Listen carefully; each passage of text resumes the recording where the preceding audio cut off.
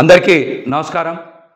కూటమికి సారథ్యం వహించి విజయం సాధించినటువంటి చంద్రబాబు నాయుడు గారికి, అదేవిధంగా జనసేన పార్టీ అధ్యక్షులు పవన్ కళ్యాణ్ గారికి, బీజేపీ అధ్యక్షురాలు పురంధరేశ్వరి గారికి శుభాకాంక్షలు తెలియజేస్తున్నా. ముఖ్యంగా పవన్ కళ్యాణ్ గారు సుదీర్ఘ నిరీక్షణ తర్వాత ఎమ్మెల్యే కావడం, మంచి విజయాన్ని అందుకున్నటువంటి పవన్ కళ్యాణ్ గారికి నా హృదయపూర్వక శుభాకాంక్షలు తెలియజేస్తున్నా. అదేవిధంగా గత 2 రోజుల నుంచి చూస్తూ ఉన్నాం, జగన్మోహన్ రెడ్డి గారిని ప్రజలు ఆదరించలేదు. అందుకనే ఆయనకి ఓటమి వచ్చింది. కేవలం 11 స్థానాలకే పరిమితం అయ్యారు. భారీ మెజార్టీలు కూటమి అభ్యర్థులకి వచ్చాయని చాలామంది మళ్ళీ విష ప్రచారం, చెడు ప్రచారం చేస్తూ ఉన్నారు. ఇందులో వాస్తవం లేదు. జగన్మోహన్ రెడ్డి గారు ప్రజల కోసం ప్రవేశపెట్టినటువంటి సంక్షేమ పథకాల్లో చాలా వరకు ప్రజలు సంతృప్తి చెందారు. జగన్మోహన్ రెడ్డి గారి వెనక ప్రయాణం చేస్తూ ఉన్నారు. జగన్మోహన్ రెడ్డి గారిని ఆదరించారని నేనైతే వ్యక్తిగతంగా భావిస్తూ ఉన్నా. ఈ రోజున మనందరికీ తెలుసు, తెలుగుదేశం పార్టీకి వచ్చినటువంటి ఓట్ల శాతం 45.6, వైఎస్ఆర్సీపీ పార్టీకి వచ్చిన ఓట్ల శాతం 40% ఓట్లు వచ్చినాయి. అంటే ఈ రాష్ట్రంలో ఈ 2 ప్రధాన పార్టీలకి మధ్య ఉన్న వ్యత్యాసం కేవలం 5.5%. కేవలం 5.5% మాత్రమే. కానీ చాలామంది జగన్మోహన్ రెడ్డి గారికి ఏదో ప్రజల నుంచి ఆదరణ లభించలేదని మాట్లాడుతున్నారు. ఇది కరెక్ట్ కాదు. వైఎస్ఆర్సీపీ పార్టీ ఎలక్షనీరింగ్ చెయ్యకపోవడం వలన, నాయకుల మధ్య సమన్వయం లేకపోవడం వలన కేవలం 5,000 నుంచి 12-13,000 ఓట్ల వ్యత్యాసంతో 88 స్థానాల్ని కోల్పోయింది. 5,000 నుంచి 12-13,000 ఓట్లు గనక 88 నియోజకవర్గాల్లో సాధించుంటే ఖచ్చితంగా 88కి 11 కలుపుకొని 99, అంటే 100 నియోజకవర్గాలు గెలుచుకొని జగన్మోహన్ రెడ్డి గారు మళ్ళీ ముఖ్యమంత్రి అయ్యేవాళ్ళు. అదేవిధంగా ఇంకొక చిన్నది కనుక యాడ్ చేసుకుంటే, ఓట్ల వ్యత్యాసం కనుక యాడ్ చేసుకుంటే 4-5 వేల ఓట్ల నుంచి 13-14 వేలకి మరొక 3-4 వేల ఓట్లు కనుక కలుపుకుంటే, అంటే 18,000 ఓట్లు కనుక సాధించుంటే మరొక 31 స్థానాలు పెరిగాయి. అంటే 119 స్థానాల్లో వైఎస్ఆర్సీపీ పార్టీ గెలిచేది. ఇప్పుడున్న 11 స్థానాలు కూడా జత కలిస్తే 130 స్థానాలు అయ్యాయి. ఇది కేవలం ఎన్ని వేల ఓట్లు తేడా?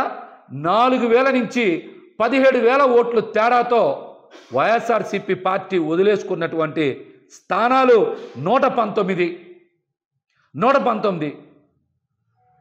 ఈ 11 కూడా కలుపుకుంటే 130 స్థానాలు వచ్చాయి. అంటే వైఎస్ఆర్సీపీ పార్టీకి మరొక 10 లక్షల ఓట్లు పడుంటే జగన్మోహన్ రెడ్డి గారు రెండోసారి ముఖ్యమంత్రి అయ్యేవారు. కేవలం కూటమికి వైసీపీ పార్టీకి మధ్య వ్యత్యాసం, ప్రభుత్వ ఏర్పాటుకి వ్యత్యాసం కేవలం 10 లక్షల ఓట్లు మాత్రమే. కానీ దీన్ని భూతద్దంలో చూపించి విష ప్రచారం చేయాలని చూస్తూ ఉన్నారు. ఈ కుట్రలు ఎక్కువ రోజులు కొనసాగవని కూడా తెలియజేస్తా ఉన్నా. ఇక్కడ నాయకులు ఈరోజు బయటకు వచ్చి జగన్మోహన్ రెడ్డి గారినో లేకపోతే కొంతమందినో బాధ్యులను చేసి బయటకు వచ్చి మాట్లాడుతూ ఉన్నారు. ఇది సందర్భం కాదు. ఓటమి చెంది నిరాశలో ఉన్నటువంటి కేడర్కి, అదేవిధంగా మరొక మారు ముఖ్యమంత్రి అవుతారని ఆశించినటువంటి ప్రజలకి అండగా నిలవాల్సినటువంటి తరుణం. నాయకులు ఈ విషయాన్ని గ్రహించాలి. కార్యకర్తలకి, ప్రజలకి అండగా నిలవాలి. అద్భుతమైన ప్రచారం చేసి అన్ని వనరులు సమకూర్చిన తర్వాత కూడా ఓటమికి కారణం నాయకుల మధ్య సమన్వయం లేకపోవడం. రెండోది, ఖచ్చితంగా ఎలక్షనీరింగ్ చేయడంలో పార్టీ కొంత వెనకబడింది అనేటువంటి అంశం నాకైతే స్పష్టంగా కనబడుతుంది. ఇది నా వ్యక్తిగత అభిప్రాయం. ఇదే నా వ్యక్తిగత అభిప్రాయం. ఎందుకు చెప్తున్నానంటే గత 2 రోజుల నుంచి 90,000 మెజార్టీలు వచ్చినాయి, సూపర్ మెజార్టీలు వచ్చినాయి, చరిత్రలో కనీవిని ఎరగని మెజార్టీలు వచ్చినాయి అంటున్నారు. 80,000 నుంచి 90,000 మెజార్టీ వచ్చింది ముగ్గురికే కదా.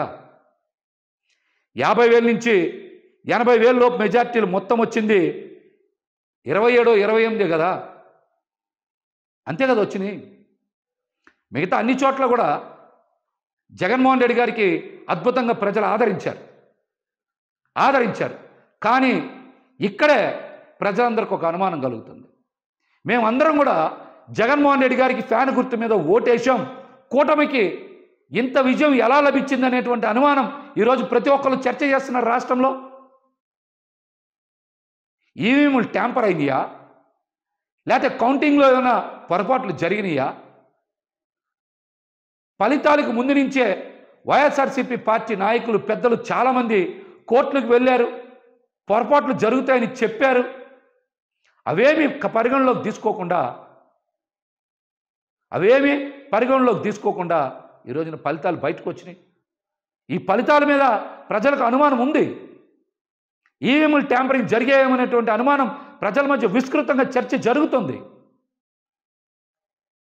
కొన్ని చోట్ల మనం చూసాం, ఒక్కొక్క ఈవీఎం మిషన్లు లెక్క పెట్టలేదంటే ఇందాక నేను చెప్పే కదా, 4-5 చోట్ల 4-5 ఈవీఎం మిషన్లు కనుక సరిగ్గా లెక్కింపు చేయకపోతే 4,000 ఓట్లు 5,000 ఓట్లు పోతే లెక్క పెట్టలేదంటే ఇందాక నేను చెప్పే కదా, 4-5 చోట్ల 4-5 ఈవీఎం మిషన్లు కనుక సరిగ్గా లెక్కింపు చేయకపోతే 4,000 ఓట్లు 5,000 ఓట్లు పోతే